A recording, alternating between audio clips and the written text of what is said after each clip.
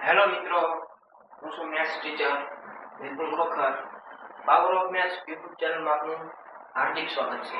વિદ્યાર્થી મિત્રો, આજે આપણે ધોરણ 9 વિષય ગણિતમાં પ્રકરણ પહેલું સંખ્યા પદ્ધતિ એમાં આપણે સ્વાધ્યાય 1.4 જોઈશું.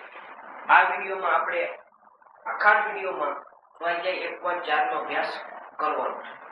અહીંયા તમે જો પ્રશ્ન નંબર 1 સમય સંખ્યા અને અસમય સંખ્યામાં વર્ગીકરણ કરો. તો અહીંયા કીધું છે 2 - વર્ગમૂળમાં 5. તો એના માટે દાખલો ગણવાનો ન હોય ત્યારે જવાબ આવે. કેમ? કારણ કે વર્ગમૂળ 5 કેવી સંખ્યા છે?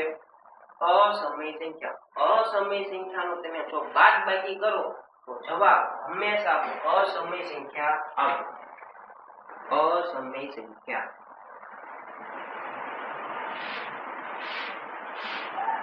ત્યાર પછી બીજા નંબરનો પ્રશ્ન, એમાં તમે જુઓ તો થોડું પહેલા સાદુરૂપ આપવું પડે. સાદુરૂપ આપી દઈએ. 3 + વર્ગમૂળમાં 23 - વર્ગમૂળમાં 23. આપણે કાઉન્સ છૂટો પાડી દીધો. કેમ? કાઉન્સની ઉપર ઘાત ન હોય તો આપણે કાઉન્સ છૂટો પાડી શકીએ. તો આ વર્ગમૂળ 23 ને આ વર્ગમૂળ 23. વર્ગમૂળ 23 માં વર્ગમૂળ 23 જાય તો વધ્યું શું? 3. હવે આ 3 કેવી સંખ્યા કહેવાય? સમય સંખ્યા કહેવાય. ત્યાર પછી ત્રીજા નંબરની આ દાખલો, એમાં જુઓ તો વર્ગમૂળ 7 ઉડી જાય. 2 વર્ગમૂળ 7 છેદમાં 7 વર્ગમૂળ 7. વર્ગમૂળ 7 ઉડી ગયું તો વધ્યું શું? 2/7. તો આને કેવી સંખ્યા કહેવાય? સમય સંખ્યા. ત્યાર પછી 1/વર્ગમૂળમાં 2. અહીંયા વર્ગમૂળ 2 કેવી સંખ્યા કહેવાય? અસમય સંખ્યા. અસમય સંખ્યાનો ગુણાકાર કરો, ભાગાકાર કરો, સરવાળો, બાદબાકી. જવાબ હંમેશા અસમય સંખ્યા આવે. અસમય સંખ્યા. ત્યાર પછી 2π. હવે અહીંયા તમે જાણો છો પાઈ કેવી સંખ્યા છે? અસમય. અસમય સંખ્યાનો ગુણાકાર કરો, જવાબ અસમય સંખ્યા આવે.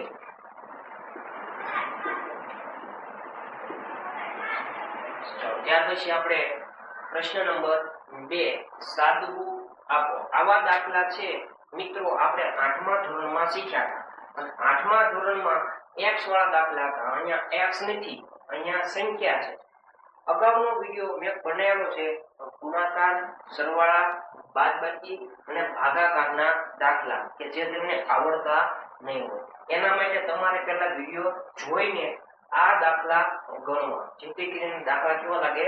સરળ. તો અહીંયા આપણે 8મા ધોરણમાં શીખ્યા જ્યાં 2 કૌંસ છે. એમાં પહેલા કૌંસમાં પહેલી સંખ્યા કોણ? 3.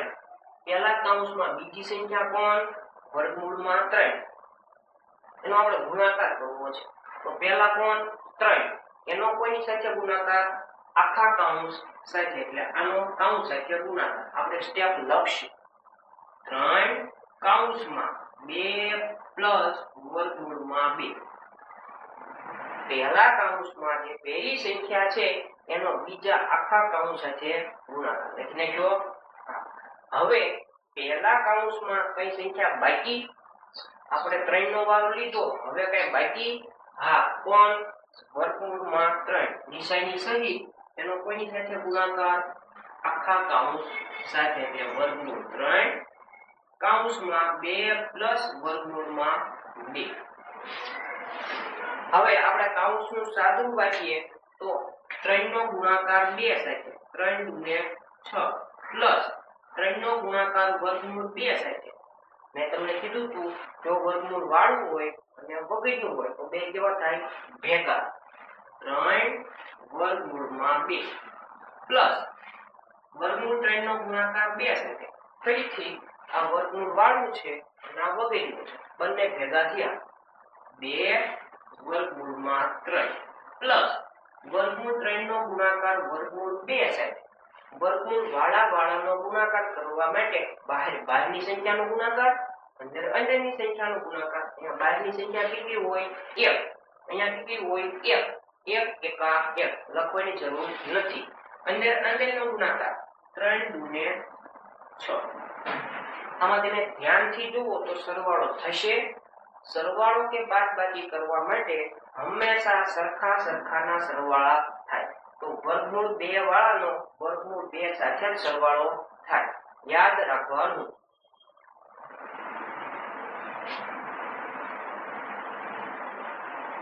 હવે બીજો દાખલો પણ સેમ પ્રકારનો છે. કાઉન્સનો કાઉન્સ સાથે ગુણાકાર કરવો હોય તો પહેલી સંખ્યા છે એનો આખા કાઉન્સ સાથે ગુણાકાર, એટલે 3 કાઉન્સમાં 3 માઈનસ વર્ગમૂળ 3 કાઉન્સ. હવે પહેલા કાઉન્સમાં 3 નો વાળો આવી ગયો. હવે કઈ બાકી? હા, કોણ? પ્લસ વર્ગમૂળમાં 3 એનો કોની સાથે? આખા કાઉન્સ સાથે ગુણાકાર.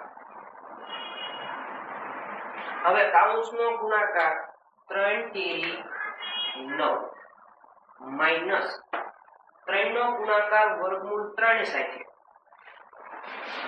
આ વર્ગમૂળ વગરનું છે, આ વર્ગમૂળ વાળું છે, બે ભેગા થયા 3 વર્ગમૂળમાં 3. નિશાની સહી. વર્ગમૂળ 3 નો ગુણાકાર પ્લસ વર્ગમૂળ 3 સાથે તો પ્લસ જ આવે. પ્લસ 3 વર્ગમૂળમાં 3. નિશાની સહી. Plus minus minus. વર્ગમૂળ 3 નો વર્ગમૂળ 3 સાથે આપણે જાણીએ છીએ તો સરખાનો ગુણાકાર કરવો હોય તો આખા 3 થાય. 9. હવે જો તો વર્ગમૂળ વાળાનો સરવાળો થાય. બંને કેવા છે? સરખા, પણ નિશાનીનો ફેરફાર. Plus minus minus. સરખામાં સરખું જાય તો 0, બધા માઈનસ 3. 9 માંથી 3 જાય તો 6.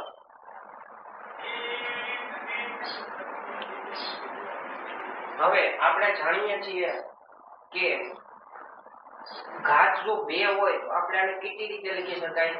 2 રીતે લખી શકાય. બીજું, અહીંયા તમે જુઓ તો આપણી પાસે સૂત્ર પણ છે. આ દાખલાનું પણ સૂત્ર હતું. મેં સૂત્ર રીતે દાખલો ગણાયો નથી. કેમ? કારણ કે દરેક દાખલા એક રીતના થાય ને એટલા માટે. બાકી હોશિયાર વિદ્યાર્થી સૂત્રનો ઉપયોગ કરી શકે છે. કેમ? અહીંયા છે a plus b a minus b.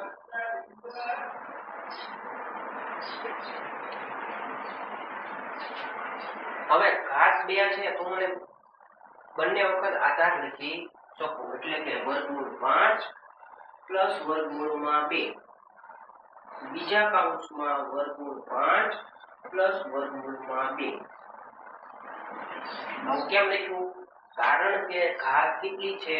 2 વાર. તો લખી શકું આધાર 2 વાર. તો આપણે જાણીએ છીએ તેને દાખલા સેમ પ્રકારના. વર્ગમૂળ 5 નો ગુણાકાર આખા કાઉન્સ સાથે.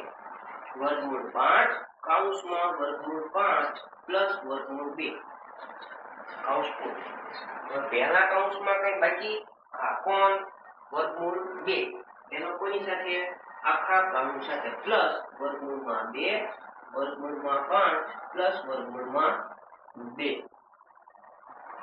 હવે વર્ગમૂળ 5 નો ગુણાકાર વર્ગમૂળ 5 સાથે આપણે જાણીએ છીએ જો સરખા હોય તો થઈ જાય કેવા?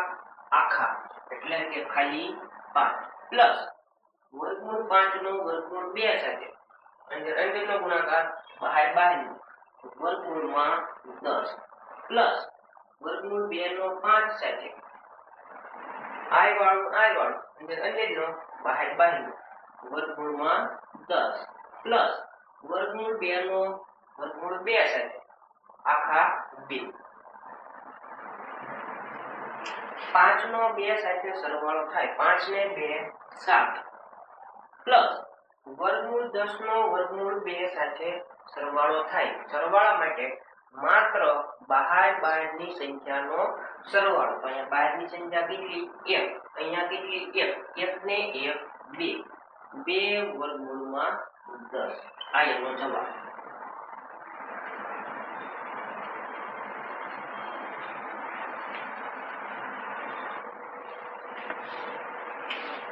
હવે ગુણાકાર સેમ ચારે ચાર દાખલા સરખા છે. વર્ગમૂળ 5 નો ગુણાકાર આખા કાઉન્સ સાથે. વર્ગમૂળ 5 કાઉન્સમાં વર્ગમૂળ 5 પ્લસ વર્ગમૂળમાં 2. હવે પહેલા કૌંસમાં જે સંખ્યા બાકી કઈ માઈનસ વર્ગમૂળમાં 2 એનો કોની સાથે ગુણાકાર આખા કૌંસ સાથે માઈનસ વર્ગમૂળમાં 2 કૌંસમાં વર્ગમૂળ 5 પ્લસ વર્ગમૂળમાં 2 અહીંયા તમે ધ્યાનથી જુઓ તો હોશિયાર વિદ્યાર્થી સૂત્ર રીતે પણ દાખલો બની શકે છે એ માઈનસ બી એ પ્લસ બી બરાબર a નો વર્ગ માઈનસ b નો વર્ગ દાખલો થઈ જાય હાવ નાનો હવે વર્ગમૂળ 5 નો ગુણાકાર વર્ગમૂળ 5 સાથે થઈ જાય આખા 5 પ્લસ વર્ગમૂળ 5 નો વર્ગમૂળ 2 સાથે અંદરનો ગુણાકાર 5 દુ 10 માઈનસ પ્લસ માઈનસ વર્ગમૂળ 2 નો વર્ગમૂળ 5 સાથે ગુણાકાર વર્ગમૂળ 10 માઈનસ પ્લસ માઈનસ વર્ગમૂળ 2 નો ગુણાકાર વર્ગમૂળ 2 સાથે બંને સરખા છે આખા થઈ જાય 2 5 નો અને 2 ની બાદબાકી 5 માંથી 2 જાય 3 વર્ગમૂળ 10 માંથી વર્ગમૂળ 10 જાય તો ઉડી ગયું કહેવાય બચ્યું શું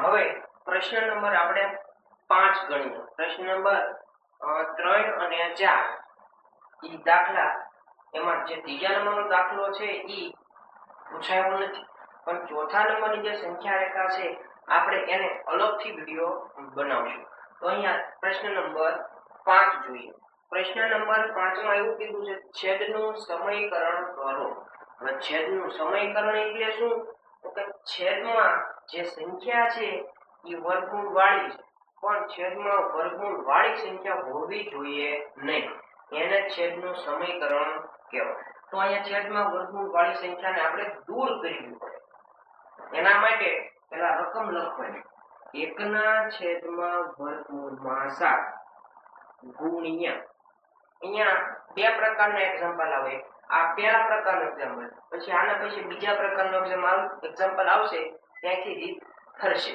પણ આવી જો રકમ હોય તો આની આ જ સંખ્યા લઈ લેવાની તો એક વખત ઉપર લેવાની અને એક વખત નીચે લેવાની છેદનું સમીકરણ કરવા માટે આની આ જ રકમ એક વખત ઉપર લેવાની અને એક વખત નીચે લેવાની જેથી કરીને છેદમાંથી વર્ગમૂળ વાળી સંખ્યા જતી રહે તો એના માટે ગુણાકારની નિશાની તો અંશનો ગુણાકાર છેદનો ગુણાકાર તો અંશનો ગુણાકાર વર્ગમૂળમાં 7 છેદમાં વર્ગમૂળ 7 અને વર્ગમૂળ 7 બેયનો ગુણાકાર કરવો છે અને આપણે નાની રીતે દાખલો ગણીશું તો બે સરખા હોય તો થઈ જાય કેવા આખા એટલે છેદમાં ખાલી 7 આપણો પ્રશ્ન એવો છે છેદનું સમીકરણ કરો એટલે કે છેદમાં વર્ગમૂળ વાળી સંખ્યા હોવી જોઈએ નહીં જુઓ તો છેદમાં વર્ગમૂળ વાળી છે ના આને કહેવાય છેદનું સમીકરણ પરીક્ષામાં પૂછાય કે આપેલી સંખ્યામાં છેદનું સમયકારક અવયવ તો આનો અવયવ શું થાય વર્ગમૂળમાં 7 એક માર્કમાં આવું પૂછાય છે આના પછી આપણે નેક્સ્ટ દાખલામાં અભ્યાસ કરીએ ચલો હવે બીજા નંબરનો દાખલો અહીંયા પણ ઈ છે છેદનું સમીકરણ કરો તો પહેલા રકમ લખવાની 1 ના છેદમાં વર્ગમૂળમાં 7 માઈનસ વર્ગમૂળમાં 6 ગુણ્યા છેદનું સમીકરણ કરવા માટે યાદ રાખવાનું અહીંયા જે નિશાની છે એનાથી હંમેશા વિરુદ્ધ નિશાની લેવાનું ભૂલવાનું નહીં અહીંયા જે નિશાની છે એનાથી વિરુદ્ધ નિશાની લેવાનું ભૂલવાનું નહીં તો આની આ સંખ્યા પણ વિરુદ્ધ નિશાની એટલે કે માઈનસ હોય તો લઈ લેવાની પ્લસ હોય તો લઈ લેવાની માઈનસ એટલે આ બીજા પ્રકારનો એક્ઝામ્પલ છે વર્ગમૂળમાં 7 પ્લસ વર્ગમૂળમાં 6 છેદમાં વર્ગમૂળમાં 7 પ્લસ વર્ગમૂળમાં 6 આ પહેલા પ્રકારનો એક્ઝામ્પલ હતો એટલા માટે આનો સમયકારક અવયવ શું હતો વર્ગમૂળમાં 7 પણ આમાં પરીક્ષામાં પૂછાય એક માર્કમાં તો કે આપેલી સંખ્યામાં છેદનો સમયકારક અવયવ શું તો કે આ જે નિશાની છે એનાથી વિરુદ્ધ નિશાની વાળું જે પદ હોય વિકલ્પમાં ખાલી જગ્યામાં ઈ એનો જવાબ. એટલે આનો અવયવ સમયકારક આવા પ્રકારનો હશે. બરોબર, વિકલ્પ આવો હોય એ આપણો જવાબ. મિત્રો અહીંયા ગુણાકારની નિશાની હોય તો અંશનો ગુણાકાર છેદનો ગુણાકાર, પણ સરસ મજાનું સૂત્ર આપણને દેખાય એટલા માટે આપણે કાઉન્સ કરી દીધું. અંશનો ગુણાકાર એકડા સાથે ગુણાકાર કરવાની જરૂર નથી, તો વર્ગમૂળ 7 પ્લસ વર્ગમૂળ 6 છેદમાં. હવે નીચે એક પ્રકારનું ફાઇનલ સૂત્ર લાગે a - b બીજા કૌંસમાં a + b બરાબર a નો વર્ગ માઈનસ b નો વર્ગ. ફરજિયાત આ સૂત્ર જ લાગે. ખબર કેમ પડે a કોને કહેવાય? તો એના માટે જે પહેલી સંખ્યા છે એને કહેવાય a, બીજી સંખ્યાઓને કહેવાય b. પહેલી સંખ્યાને a, બીજીને b. જુઓ તો a - b a + b સૂત્ર એનો વર્ગ માઈનસ b નો, એટલે વર્ગમૂળ 7 નો વર્ગ માઈનસ વર્ગમૂળ 6 નો વર્ગ. ઉપરનું એમ નામ વર્ગમૂળ 7 પ્લસ વર્ગમૂળમાં 6 છેદમાં. નીચે એક સૂત્ર લાગે છે વર્ગમૂળની નિશાની અને વર્ગ ઉડી જાય. વર્ગમૂળની નિશાની અને વર્ગ ઉડી જાય તો વધ્યું શું? 7 - 6. 7 માંથી 6 જાય 1. નીચે 1 લખવાની જરૂર નથી. તો જવાબ શું આવ્યો? વર્ગમૂળ 7 પ્લસ વર્ગમૂળમાં 6. આ એનો ફાઇનલ જવાબ.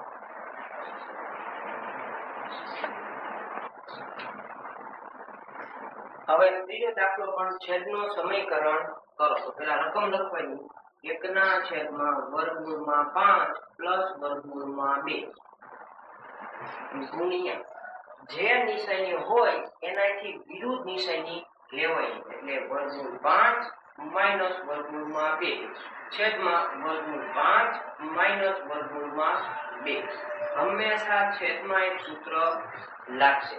ઉપલાનો ગુણાકાર વર્ગમૂળ 5 માઈનસ વર્ગમૂળમાં 2 છેદમાં હંમેશા એનું સૂત્ર a + b a - b એનો વર્ગ માઈનસ b નો વર્ગમૂળ 5 એનો વર્ગ માઈનસ વર્ગમૂળ 2 નો વર્ગ. વર્ગમૂળ 5 માઈનસ વર્ગમૂળ 2 એમ નામ. નીચે નિયમ નિશાની અને વર્ગ ઉડી જાય, નિશાની અને વર્ગ ઉડી જાય. વધ્યું શું? 5 - 2 વર્ગમૂળ 5 માઈનસ વર્ગમૂળમાં 2 છેદમાં 5 માંથી 2 જાય 3. આ એનો જવાબ.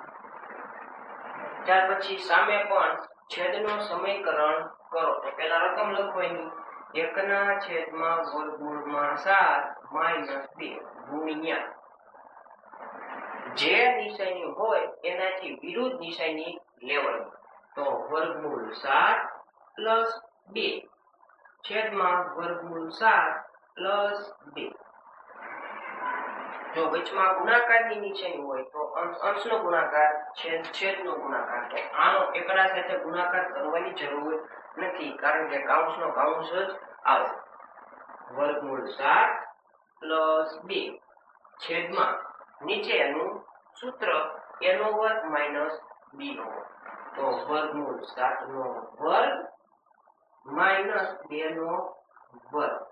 ઉપરનું એમ નામ વર્ગમૂળ 7 પ્લસ 2 છેદમાં નીચે એક નિયમ લાગે વર્ગમૂળની નિશાની અને વર્ગ ઉડી જાય. વધ્યા કેટલા? 7 માઈનસ 2 નો વર્ગ થાય 4. વર્ગમૂળ 7 પ્લસ 2 છેદમાં 7 માંથી 4 જાય 3. આ એનો જવાબ.